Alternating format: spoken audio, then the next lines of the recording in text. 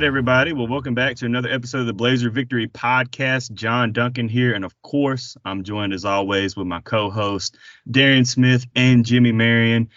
And UAB gets the dub 34-24 over Temple and improves to 4-7 on the year and 3-4 in the American Athletic Conference.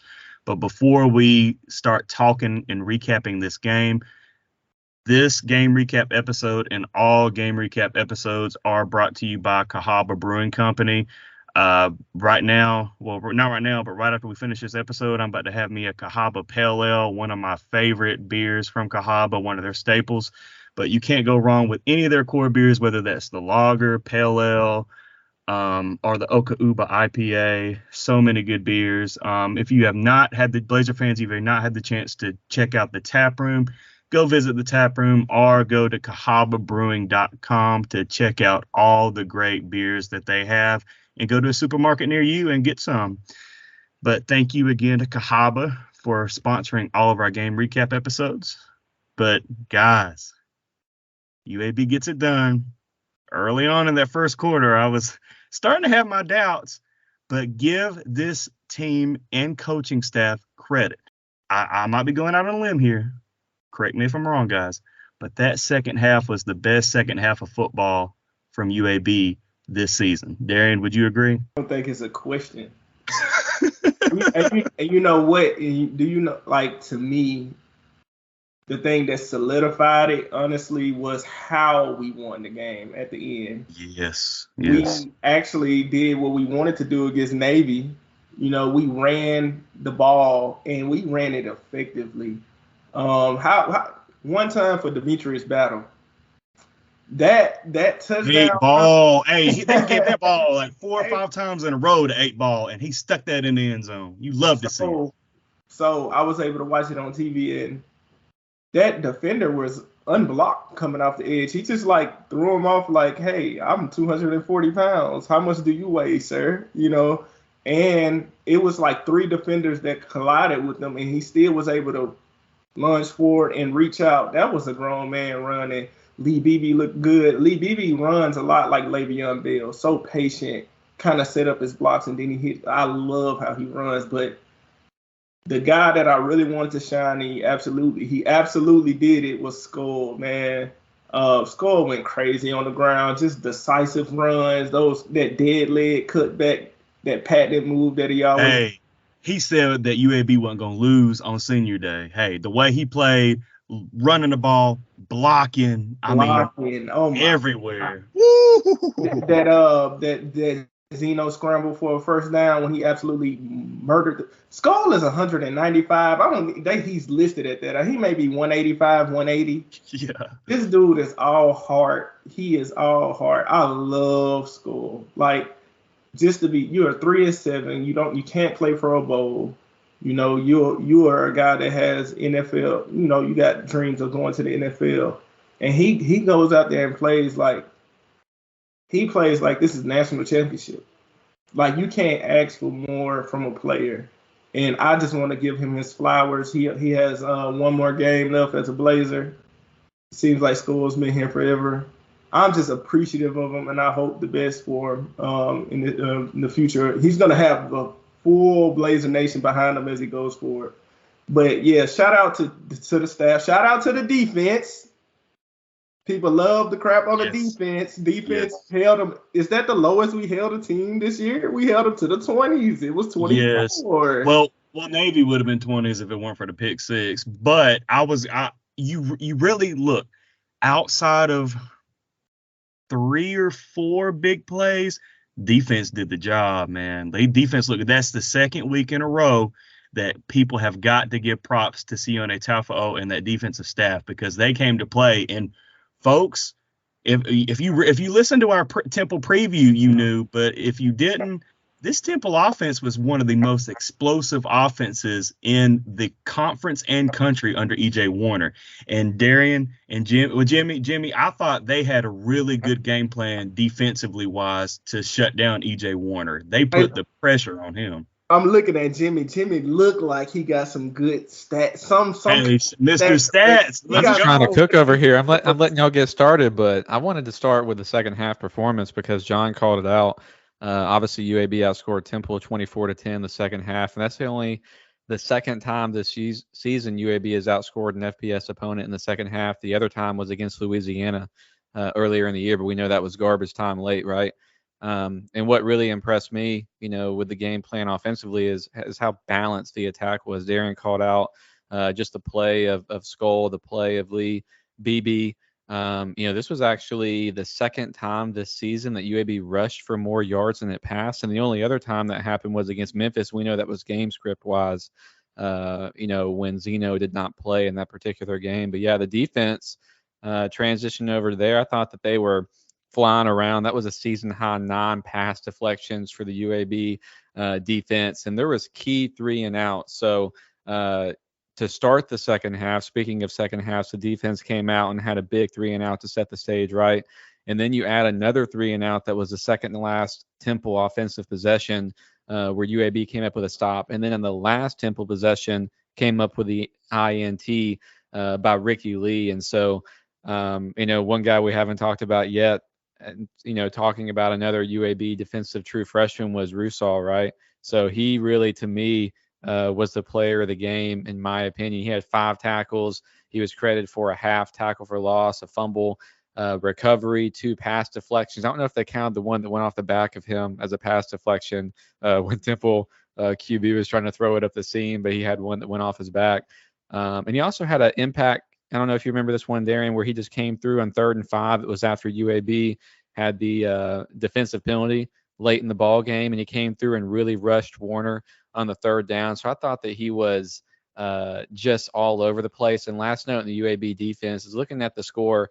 I'll never forget when we were on an earlier episode and Darian was looking back at the North Texas box score from last year, and you were reading off all the guys that were credited with tackles that are not on the UAB roster this year. Well, this game, 8 of the 9 top tacklers are set to return next season. At least they still have eligibility remaining. So not only did the defense play well, but it was a lot of guys that still may return for, next year for the Blazers. Hey, you love to see it. And real quick, Darren, I know you got something to say. I just wanted to, what Jimmy was saying, defensive staff adjustments. Temple was 4 of 8 on 3rd down in the first half. Did you look at what that end result was? 5 of 15. So in the second half, 1 of 7 in the second half. John turning into Jimmy right now. Let's go, baby. Hey, and we'll say this too. What about the UAB offense? Their ability to convert on 3rd downs. They were 5 of 8 on 3rd down in the second half. That's 63% as well. So on both sides of the ball, 3rd downs was key for UAB. And I wanted to ask y'all were there, and it was kind of hard to tell because you couldn't get a pre-shot of the defensive backfield. Was Ricky Lee in at safety or was he in at slot? He was at safety, and Ricky Lee played a hell of a game. Wouldn't you say so, Jim? Because he was yeah. There was the one where the defender got behind him, Warner overthrew the receiver. That could have been a touchdown. But outside of that, and I don't know if that was just in the second half, because that was one of the early things I recognized, John. The second half was Ricky Lee back deep. So I don't know if that was an adjustment or if he was doing that in the first half as well. But they definitely found a way to get Ricky Lee on the field in addition to their other, defensive backfield.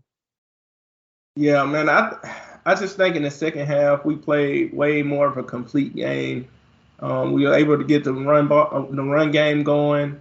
I think our defensive staff and I think the players played way more aggressively. Like in the first half, it kind of took you off, but it's almost like if you want to throw short, we give up 5, 6, 7 yards a pop. We start taking that away, and I think that's what set up the D-Mac when D-Mac got the double move put on him. I think he got set up because they had been throwing short so much. And that's what happens when you play football.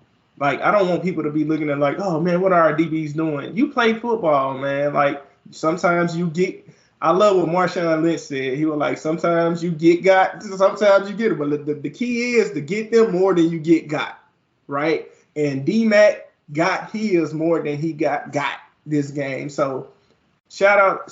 I just want to give them their flowers because they've been crapped on so bad so much, and this is the same team that went and put 32 on Navy. We couldn't score a touchdown on Navy, right? So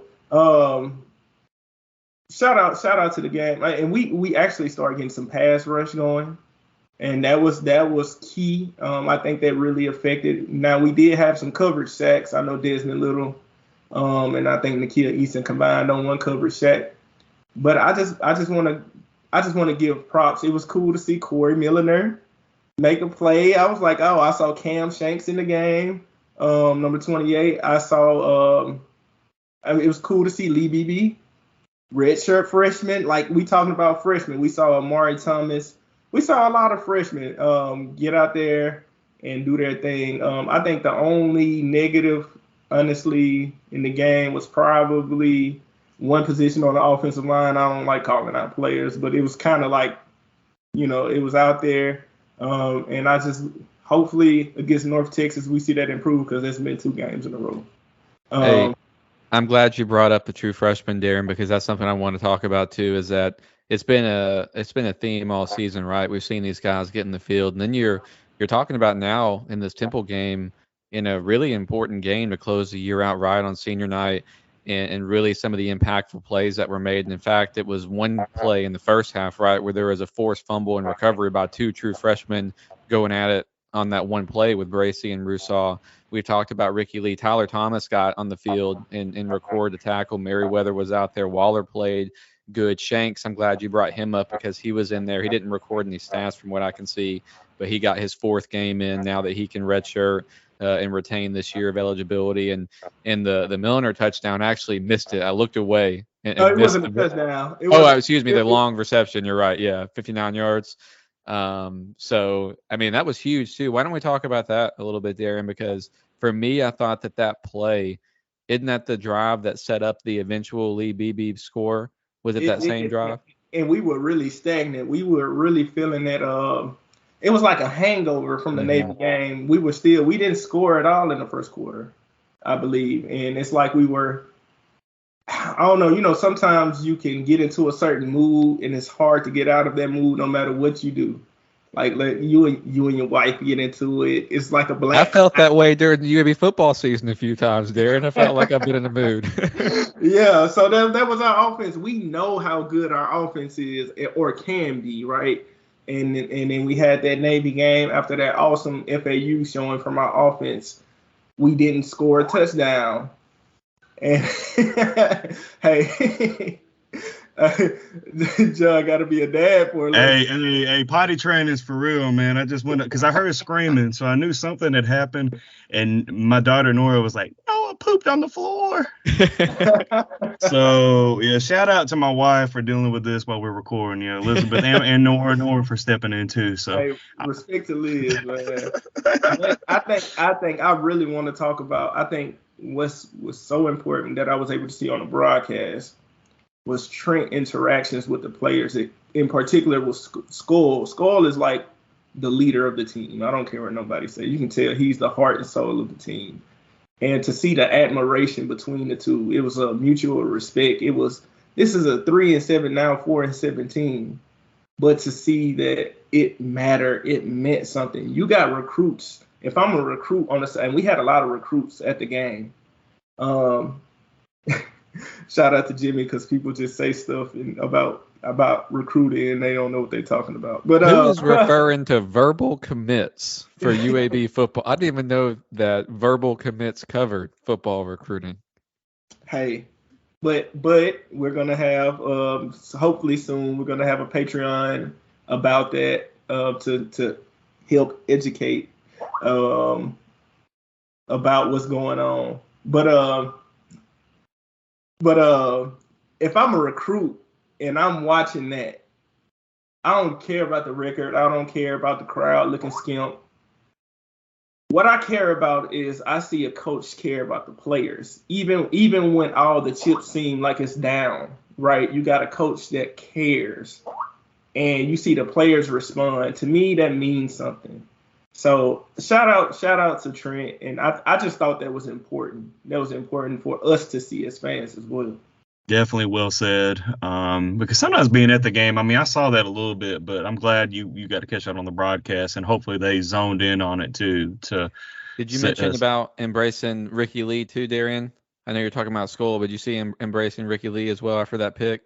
Yep, and that's going to be one of your Nice. defensive leaders, next year going forward, right? That's exactly right. Yeah, well, one guy we haven't talked about yet is T-Palm. We gotta share a little bit of love for T-Palm, right? Shout out to T-Palm, man. That's my boy. And I don't know. So evidently spinning the ball is a 15-yard penalty for now. Like That I've was never so costly in our text It was thread. the I was dance. like, oh my gosh. he didn't even do it in a temple They play. He said just the dance. yeah. They said it was the dance. I mean, they're taking the fun. So they can't have fun anymore. Like what are we like? Real talk. What are we? 16, 17. Okay.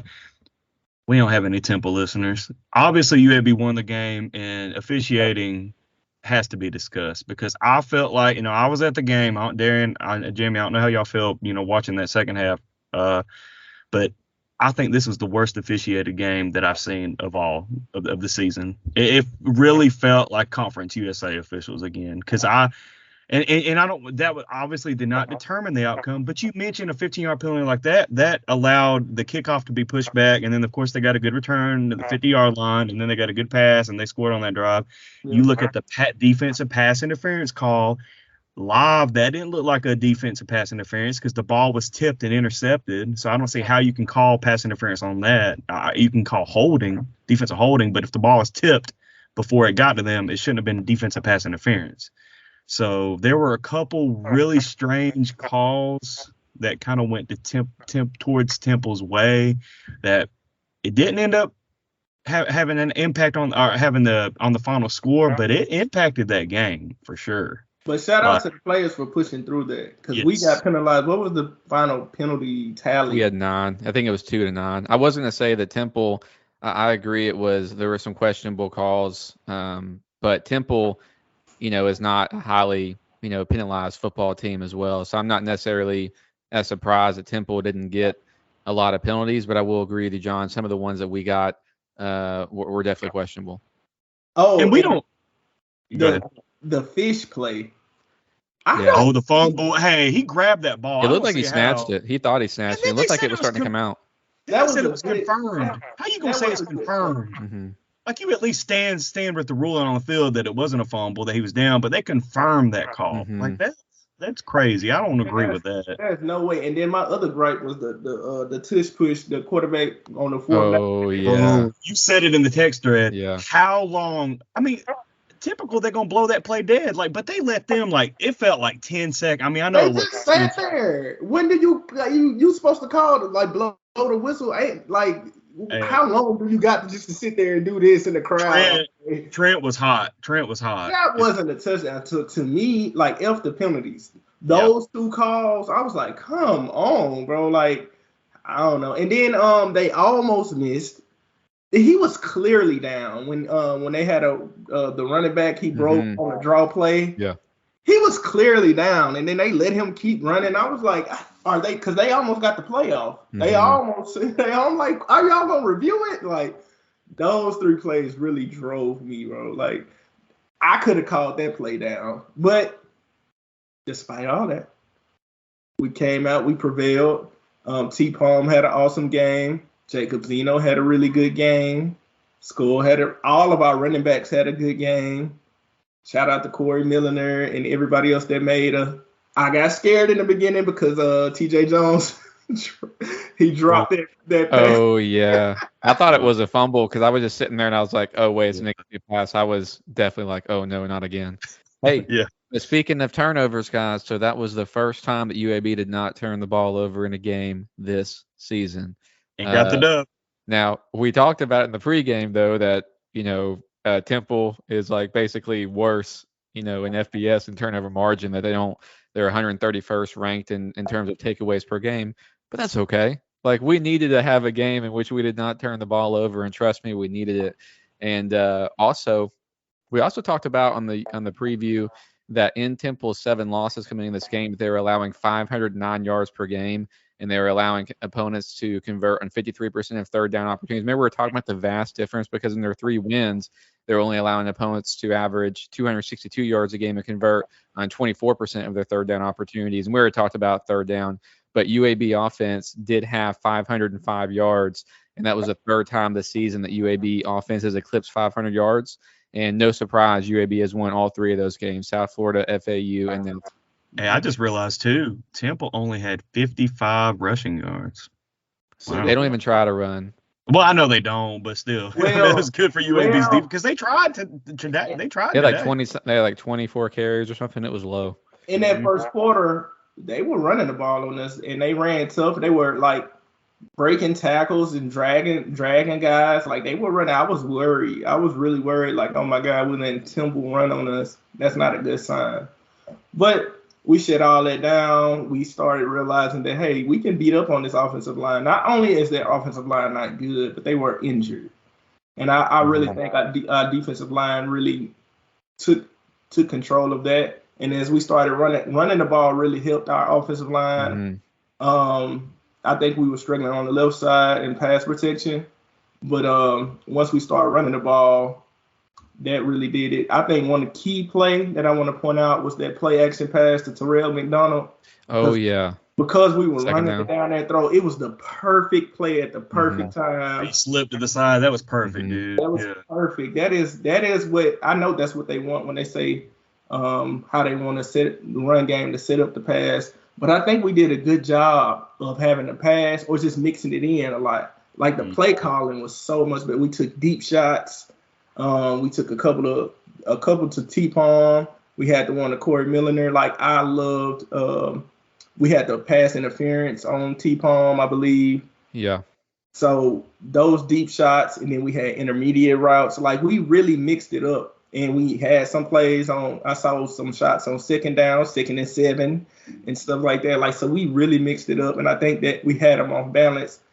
So at the end of the game, we warmed down, we were able to run the ball. And that was really, really pleasing to see. I know Temple, well, they did a good job against Navy, trying to run the ball. So we were able to run it down their throats. Good job, Mort. Good job, Sione, because I know y'all like to give them. I just like to see growth. Yes. And it's cool to see in-game growth. We actually had a good second half. Like, let's celebrate it, y'all. Let's not nitpick it. We need to celebrate these wins. Yes. And we got the battle for 5 wins coming next week. I actually think that's gonna be a tough game. And I think both of those teams gonna come in trying to really win that game. Yeah. So let's get that first road win, man. We got to get that first road win. If you can, we talked about it. That'd be 3 out of the last 4 first road victory. You get that out of the way for this coaching staff. You beat the over on the 4.5. There's a lot of reasons to still, be rooting for UAB to get that win next week in Denton. Yes, sir.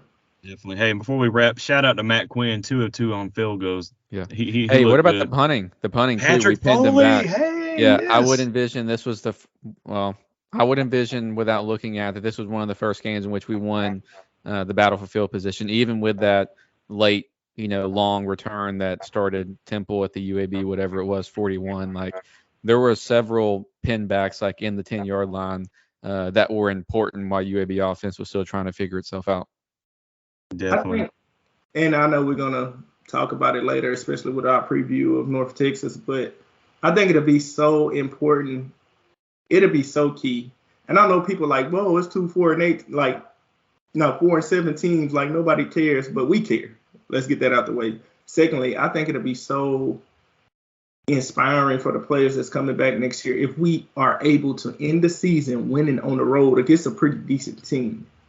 I think it'll be just a great thing for the staff to show something to themselves that, hey, we are growing. What if we hold them to 28 points or something like that, 35, 28? Like, if that's possible after this win, I'm really, really excited for next year, especially if we get a road win. Just one. Just let us get one for the season. We finally closed out and had a good second half. We ran the ball to end that game. We iced the game. Mm-hmm. Now, can we finally put it all together and win on the road against a decent team to end the season? I don't care what the record is. We'll beat the over. We'll have the over, and we win on the road against. That put us at I think 4-4 in the American play too, at 500 in the American play, which would be good. So yeah, that's certainly going to be good. I'm looking forward to previewing that one because if you're looking for offense, that's going to be an offensive game for sure. Hey, one other note about the UAB defense is that they did this without Michael Moore. Michael Moore has been a key player for us all year long. And I don't know what the status of his injury is, if there's any opportunity for him to come back for that final game. But another man down for this UAB team, and they still figured it out. Yeah, and it sucked too seeing Tyreek Howard go down today. I don't know if he got back in late. Did y'all notice? I don't think he got back in. No, he didn't. Smalls is still out too. Interior defensive line. He's been out for a while. So he's been out since UTSA, or he's been out for a while. And he was he was coming on too. He was. We're going to continue to talk about in the offseason, just throughout the season, how many players this UAB team lost. There were so many guys looking on the sidelines like, oh, there's Isaiah Jacobs. He was killing it. There's Iverson Hooks. He was killing it. We lost our starting guard. We lost our starting linebacker. Like, oh my gosh, guys left and right, bro. Yeah. So I'm right there by the tunnel when the team comes out. The team rushes out, and then you have all the guys that are in their warm-ups, right, because they're not dressed. And I'm like, oh, there's Tater Reed. There's Trey Badowski, with his sling on. There's Logan Moore, who's not dressed out. There, Brennan Moran's not there. It's like, damn, the right side of this line. All of them are in, their warm-ups and street clothes. Yeah. Not only are we young, we're injured. Like, see, oh man. And folks, we hate to talk injuries because everybody is beat up, but this team has been beat to hell. Like this. Like, they are battered and bruised. Like, if we can just, you win next week, get to the off season, get strength and conditioning going again, and I think they'll be better next week. And you've got so much, injuries suck, but that also allows opportunities for younger players to play a lot more and gain valuable experience. And, I know we might have lost a couple red shirts, but hey, this has been great experience for those young guys, especially on defense. Yeah, and most likely we lost some red shirts, but we'll have those guys for 3 more years. Like, they're going to be sophomores next year with a lot of in-game experience. Like, they're not the typical sophomores, right? So in the offseason, one thing I'm really excited about, and I'm kind of interesting to see, is like what transfers we get, because I think we have a good snapshot. Like, this coaching staff, remember, they haven't been here for a year, right? Like, so they were able to see and assess what we have. Now you can say, okay, we really need to fill in this spot. We need immediate help here. And now then you get all those 1,000 guys that we had redshirted. We get those guys back. We get the injured guys back. And all of a sudden, it's a lot more talent to work with on the field. Definitely. All right, guys, we're at 30 minutes. Thumbs up. Are we good? Are we clear? Hey, shout out to Amari Thomas. Happy birthday, man. Today's his birthday. Happy birthday. Shout out to 17. Turned 18. Shout out to Blazer Nation, man. We've been on a roller coaster all year. Like, everybody. We have the coaching staff. Coach Gilstrap got yelled at, got publicly, all of that stuff happened. He's still there. Like, shout out to him. Just shout out to everybody for persevering. We at the last game next week. We got a good win. It was just good to have fans. Let's just support the team. Like, let's just try to be positive going forward. We've been really negative. We've been down this dark vortex. Let's change that around, and let's really root for this team, because I really think we'll have something brewing for next year. 100% agree. All right, Jimmy, send us out. Hey, good vibes only. Y'all enjoy this Saturday night. Blazer Nation, just blaze.